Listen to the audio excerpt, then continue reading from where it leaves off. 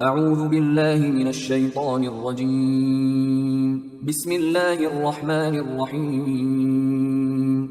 سورہ احقاف آیات نمبر 1 تا 10 میں اس بات کی یقین دہانی کہ قرآن اللہ ہی کی طرف سے نازل کیا گیا ہے، مشرکین کو تنبیہ کہ ان کے پاس اپنے باطل معبودوں کے حق میں کوئی دلیل نہیں ہے، روز قیامت وہ ان کی کوئی مدد نہ کر سکیں گے۔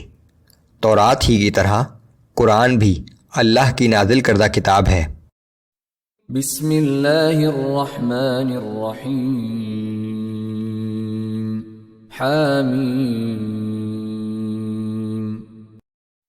حامیم، ان حروف مقطعات کے حقیقی معنی اللہ اور رسول اللہ صلی اللہ علیہ وآلہ وسلم ہی جانتے ہیں۔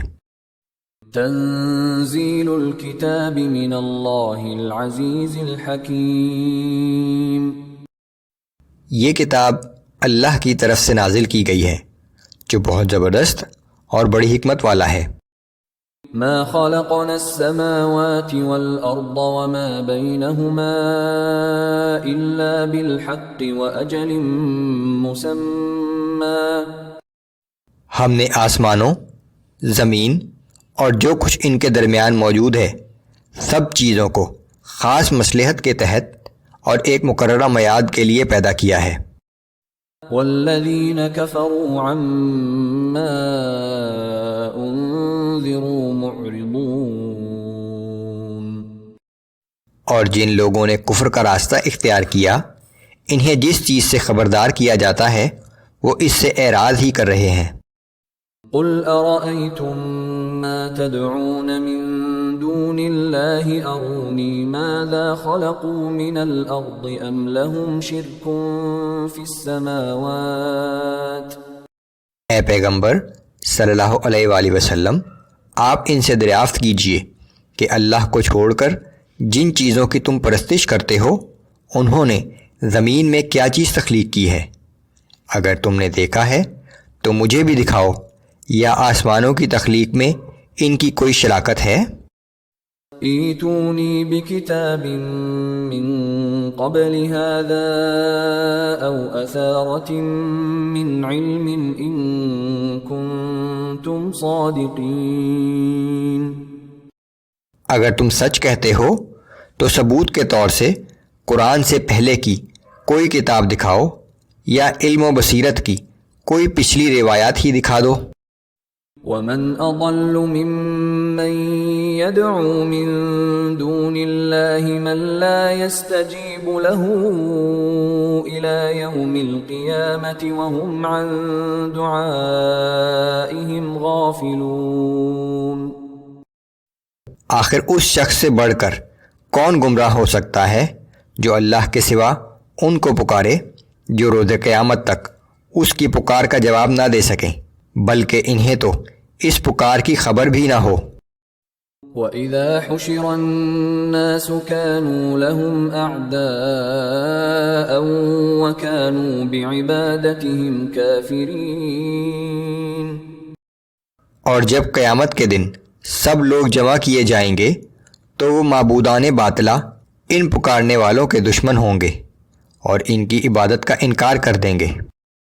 وَإِذَا تُتْلَى عَلَيْهِمْ آيَاتُنَا بَيِّنَاتٍ قَالَ الَّذِينَ كَفَرُوا لِلْحَقِّ لَمَّا جَاءَهُمْ هَذَا سِحْرٌ مُبِينٌ۔ اور جب ان لوگوں کو ہماری نہایت واضح آیات پڑھ کر سنائی جاتی ہیں اور حق ان کے سامنے آ جاتا ہے تو یہ کافر لوگ اس کے متعلق کہتے ہیں کہ یہ تو کھلا جادو ہے۔ ام یقولون افتراہ قل ان افتریته فلا تملکون لی من اللہ شیئا۔ کیا یہ لوگ اس قرآن کی بابت کہتے ہیں کہ یہ اللہ کا نازل کردہ نہیں ہے بلکہ رسول اللہ صلی اللہ علیہ وآلہ وسلم نے اسے خود ہی بنایا ہے؟ آپ ان سے کہہ دیجئے کہ اگر اسے میں نے خود بنایا ہوگا تو تم لوگ مجھے اللہ کی گرفت سے ذرا بھی نہ بچا سکو گے۔ هو اعلم بما تفیضون فیہ كفى به شهيدا بيني وبينكم وهو الغفور الرحيم۔ تم قرآن کے بارے میں جو باتیں کہتے ہو اللہ ان سب سے خوب واقف ہے، میرے اور تمہارے درمیان گواہی دینے کے لیے وہی کافی ہے، وہ بہت بخشنے والا اور ہر وقت رحم کرنے والا ہے۔ قل ما كنت بدعا من الرسل وما ادري ما يفعل بي ولا بكم۔ آپ ان سے کہہ دیجئے کہ میں کوئی پہلا رسول نہیں ہوں اور میں نہیں جانتا کہ میرے ساتھ کیا سلوک کیا جائے گا اور نہ یہ کہ تمہارے ساتھ کیا سلوک کیا جائے گا۔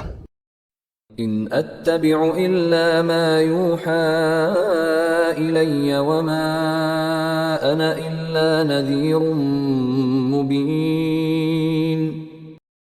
میں تو صرف اس وحی کی پیروی کرتا ہوں جو میری طرف بھیجی جاتی ہے، اور میں تو صرف صاف اور واضح طور سے تمہیں خبردار کرنے والا ہوں۔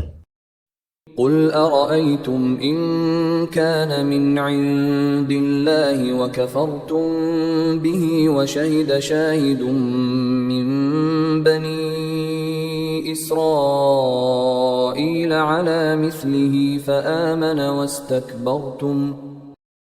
آپ ان سے کہہ دیجئے کہ کبھی تم نے سوچا بھی کہ اگر یہ قرآن اللہ ہی کی طرف سے ہو اور تم نے اس کا انکار کر دیا تو کیا انجام ہوگا؟